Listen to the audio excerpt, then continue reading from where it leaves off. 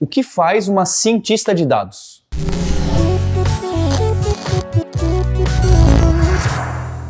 Eu sou Paulo Silveira. Eu sou Micaela Ohana. E Micaela, a gente ouve falar de ciência de dados, data science, e tem esse peso do cientista, da cientista. E aí a gente fica imaginando que você, uma profissional de ciência de dados, chega lá no trabalho e abre papéis e desenha fórmulas matemáticas muito complicadas. Aí tem gente que fala, não, é só um Excel mais avançado. Então eu queria entender, no dia a dia do seu trabalho, o que você faz? O que é a sua profissão? O que gasta 90% do tempo dela? Uma pergunta muito interessante, e é legal também comentar que antes de falar o que eu faço, o que é a ciência de dados de fato, né? Então a ciência de dados, na verdade, é uma área que estuda os dados e procura tirar deles informações relevantes. Então se a gente for considerar aí o tanto de dado que a gente gera e nas últimas décadas aí o tanto de informação que vem sendo trazida, ainda mais com o avanço da tecnologia, a gente viu necessidade de ter uma área que vai estudar esses avanços e até possivelmente fazer predições do futuro. Então aí veio a ciência de dados com o objetivo de estudar esses dados e espremê-los até com que eles falem, né? Fazer com que eles falem para nós. E aí, o que eu gosto de fazer muita analogia é do Golden Circle, que na verdade é aquele círculo que eu não sei se você já viu, que é o Simon Sinek, ele traz isso pra gente. O Golden Circle, na verdade, ele tem como principal objetivo fazer com que a gente encontre um propósito ali dentro do que a gente está comentando, né, naquele assunto que a gente está trazendo. E aí, para isso, tem aquelas perguntas: o que, o porquê e o como. E aí, a gente vê que dentro do círculo tem o porquê. Então, qual que é o porquê da sua ciência de dados, por exemplo? A gente quer sanar esse problema, resolver um problema específico. Como que a gente faz isso? Que aí é o círculo intermediário. O como seria utilizando algum tipo de análise, né? Qual que é a metodologia que eu vou usar para resolver esse tipo de problema? E o que é o meu fim ali do meu círculo, que seria qual é a ferramenta que eu vou estar utilizando para resolver esse tipo de problema. E aí, quando a gente fala de começar em ciência de dados, a gente pensa, caramba, deve ser muito difícil, porque a gente já pensa na pessoa mais experiente, que já domina várias coisas complexas. Mas nem todo mundo começou assim, né, Paulo? Eu acho legal trazer que a gente pode fazer essa analogia do Golden Circle, por exemplo, e trazendo para o nosso cotidiano. Então vamos supor que você nunca programou na sua vida, você não faz ideia do que é pandas, matplotlib, bibliotecas que a gente vai ver mais tarde o que elas fazem. Então você não faz ideia desses nomes tão complexos. Como que você pode começar com ciência de dados? Aí é legal você falar, por exemplo, você tem vários dados, vamos supor que você trabalhe num restaurante e você tem a entrada e saída de mantimentos que são necessários para a tua rotina. E aí você quer organizar isso e, de certa forma, ter um melhor agrupamento dessas informações para tornar aquilo muito mais produtivo para você. Então você tem esses dados todos reunidos. Você já vai estar podendo fazer um pouquinho lá da ciência de dados, colocando aquilo numa planilha, né? E você colocando alguns gráficos, sabendo qual que é o agrupamento mensal, comparando o ano atual com o ano anterior e verificando se tem alguma diferenciação nesse gráfico, né? Então você consegue, desde uma pivot table, fazer alguns agrupamentos, detectando alguns valores que estão nus. Por exemplo, maio, eu vi que tinha até a primeira quinzena ali, não tinha muitos valores preenchidos do mantimento X. O que aconteceu, será? Então você aí já está pensando, já tem o seu problema, você já tem o como, a sua análise está fazendo e o que? Você está usando uma planilha do Excel ou de alguma outra ferramenta. Eu gosto muito desse exemplo que a Micaela está trazendo de profissional de ciência de dados, porque ela já deu o spoiler dela trabalhar com Python e esse monte de ferramentas. Mas vale lembrar que muito antes do Data Science ser esse nome que engole o mercado, todo mundo fala de Data Science, de ciência de dados, a gente teve outros nomes. Teve o Business Intelligence, e eu acho que esse é um exemplo, né? Você quer ter uma inteligência de negócio, Power BI, Excel, Tableau, essas ferramentas um pouquinho mais distantes da programação, também dão suporte para empresas de todo tipo tirar conclusão em cima dos seus dados. Então olha que exemplo legal que a Micaela está trazendo.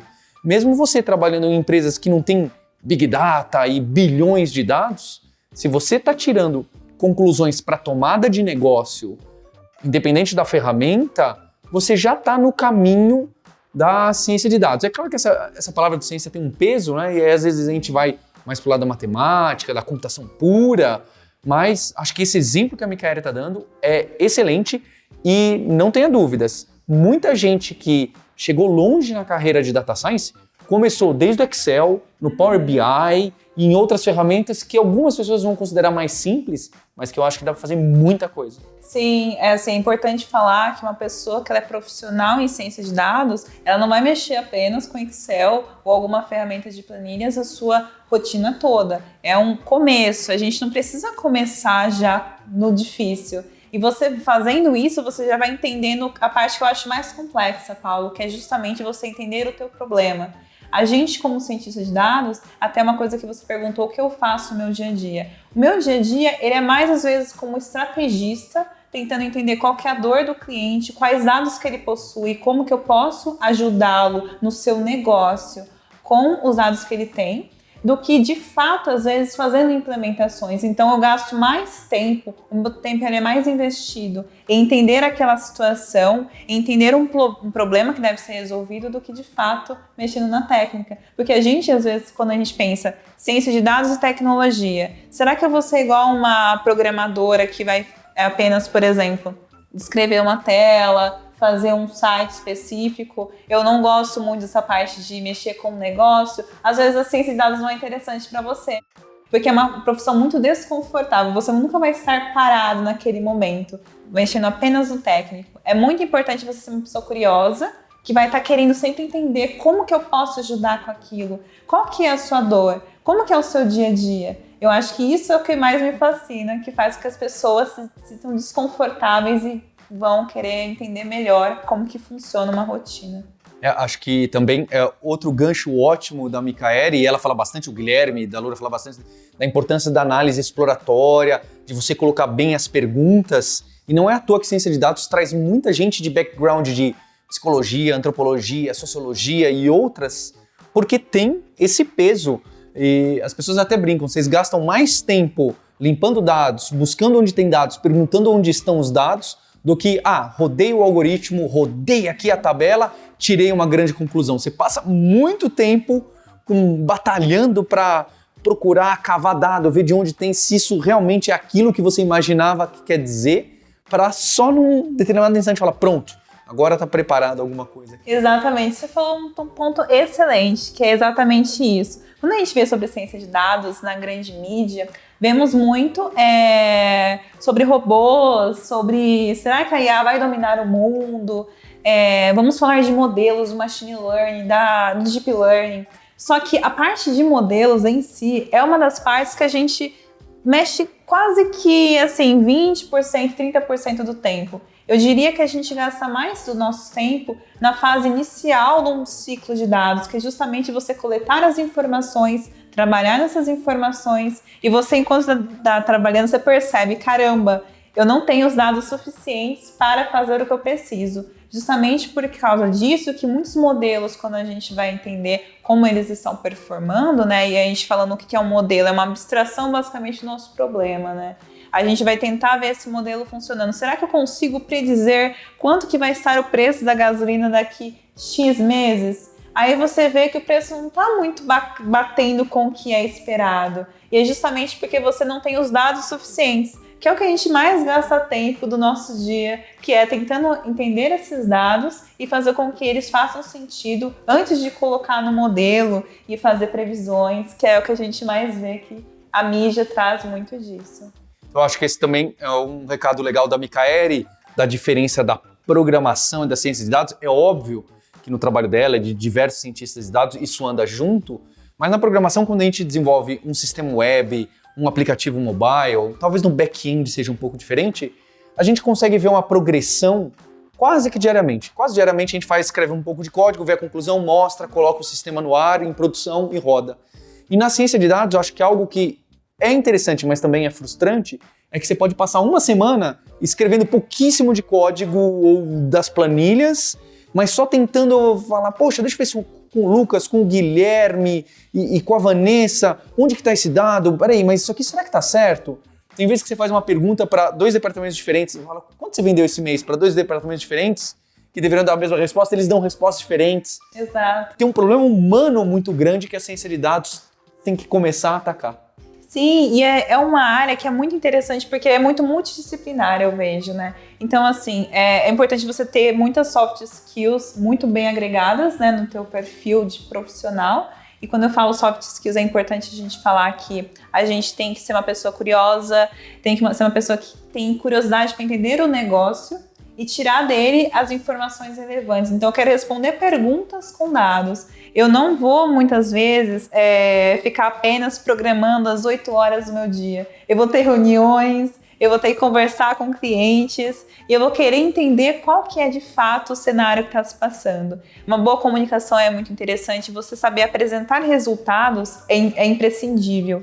Então, a gente vê muitas vezes que a gente tem um avanço muito grande durante nosso projeto e aí a gente tem que mostrar qual que foi o nosso resultado final. Então, muitos cientistas e muitas cientistas de dados são responsáveis por apresentar resultados para grandes pessoas de grandes empresas, e aí que é a virada de chave, né? Traduzir aquelas palavras tão complexas, otimização linear, álgebra linear e tudo mais, um outlier e tudo mais, como que eu traduzo isso para pessoas que não têm o domínio daquela informação. Então eu vejo essa também como uma característica muito importante, né? A gente tentar ser didático e virar a chavinha, né? Quando que eu falo isso, quando eu não falo. Estou com uma pessoa técnica? Posso falar. Estou com uma pessoa talvez que ela não tem o domínio daquele assunto, então que tal eu dar uma maneirada assim nos termos e tentar me fazer entender para essa pessoa? Tem até esses termos novos, data science novos, para mim, do storytelling. Então você vê, acho que isso da multidisciplinaridade que a Micaele colocou, a gente põe muito do profissional em T, na Alura. Na ciência de dados você precisa contar a história e vender os dados, falar, olha, isso aqui está contando, os dados estão contando essa história pra gente e a gente precisa ficar atento e tomar decisão para esse lado ou para aquele. Por isso que a psicologia, o UX, o copy, então tem profissional de ciência de dados de todos os lados trabalhando em conjunto, é muito animador. Uhum. E aí é muito disso que a gente estava conversando, né? Para fazer esses tipos de storytelling que a gente fala, a gente usa uma ferramenta muito interessante que é o Jupyter Notebook. O Jupyter Notebook, por exemplo, permite que a gente faça análises exploratórias, fazer basicamente assim, treinamentos de modelos, colocar gráficos que vão ser exibidos para outras pessoas. Então você consegue testar, validar algumas hipóteses. Será que realmente o preço está bacana da gasolina? Então eu vou aqui desenhar isso dentro desse Jupyter Notebook. E aí, qual que é a diferença de um Jupyter Notebook, por exemplo, né, que é essa ferramenta que muitas pessoas que são cientistas de dados usam, de uma IDE, de uma interface que permite que você programe o que é comum, né? A diferença maior é que você consegue unir tanto uma parte descritiva, né? Então eu consigo tanto usar texto e quanto células que vão ter trechos de código. Então, por exemplo, eu posso escrever hipótese 1, vamos testar, vamos importar os dados dessa planilha. Aí aqui eu tenho um trecho, uma célula que é apenas de código, que eu coloco o código específico para fazer o import dessa planilha.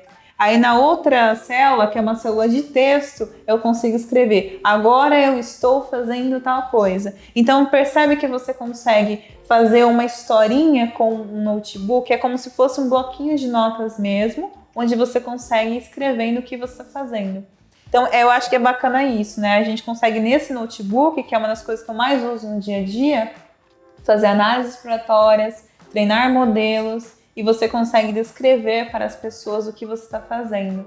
É super fácil de usar o notebook, ele tem suporte para linguagens como Python, que é uma das mais usadas para ciência de dados, para o R também, para Julia, que é uma outra linguagem. Tanto que o nome do Jupyter vem daí, né? Eu sei disso, olha só. Olha o Paulo, é um cientista já. E aí é legal que você consegue brincar dentro disso, né? Então você consegue rodar esses notebooks tanto no seu computador localmente, usando os recursos da tua máquina, do teu hardware, quanto rodar na nuvem. E aí é interessante porque se você tiver uma máquina, você fala assim, por exemplo, putz, para ser um cientista de dados ou uma cientista, será que eu tenho que começar com uma máquina super gigantesca, Power Blaster, que vai para a Lua? Não, você não precisa. Você consegue, como eu falei, começa lá na planilha, vai testando, e aí depois você fala, olha, eu acho que a planilha ela tá legal para mim, mas eu quero ir além, eu quero criar coisas novas, eu acho que dá para explorar mais, quero fazer talvez um modelo, quero me arriscar lá para tentar trazer isso um pouquinho mais para matemática, eu quero automatizar mais algumas coisas, que a planilha não me dá suporte. Aí você pode ir para o notebook, que vai te possibilitar fazer a mesma coisa que você faria numa planilha. Importar esses dados, criar gráficos, plotar muitas coisas, só que com a diferença que você vai usar programação para isso, né? E aí você não precisaria ter começado com a programação antes. Você pode depois, quando você for para o Jupyter, for para uma ideia específica, programar. E você, se animou para a carreira de ciência de dados? Eu acho que a Micaele deu um resumo que nem ela percebeu. Ela falou, olha, o que eu faço no dia a dia é análise exploratória, escrevo modelos e conto histórias. Eu acho que isso fecha bastante um dia a dia. E como a gente colocou aqui, nem sempre vai ser glamouroso, muito tempo você vai estar batendo a cabeça e conversando com as pessoas, mas ficou muito legal para a gente entender a vida dessas pessoas. Deixe seu comentário aqui para falar pra gente se você tá caindo de cabeça na ciência de dados. Deixe seu like e não esqueça de dar subscribe, assinar o nosso canal e ativar o sininho do canal da Lura. Obrigado!